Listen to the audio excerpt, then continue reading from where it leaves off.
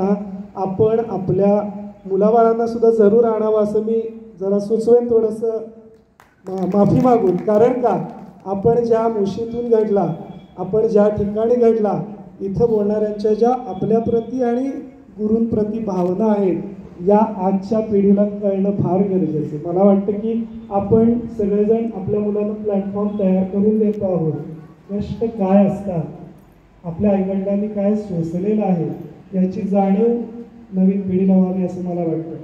आता दुसरी गोष्ट अशी की आदरणीय दादा महाराजांनी जे कार्य सुरू केलं तेच पुढं आमचे भाऊ आणि शुभांगीताई नेत आहेत असं मला म्हणाला वावगे ठाणाने. कारण का, तर मगाशी सरांनी जे सांगितलं की भाऊंच्या बाबतीत, भाऊंचं हे जे मोठं वैभव उभं केलेलं आहे, हे मला तरी वाटत नाही की हे पैसे मिळवण्यासाठी. कारण मी आवर्जून उल्लेख करेन की आमच्या पंढरपुरामध्ये जे जे काही सांस्कृतिक कार्यक्रम होतात त्याच्यासाठी कोणत्याही प्रकारच्या पैशांची अपेक्षा न करता, या ठिकाणी असेल आणखी इतर ठिकाणी असेल, सगळ्या सांस्कृतिक कार्यक्रमांना भाऊंची फार आम्हाला मदत असते.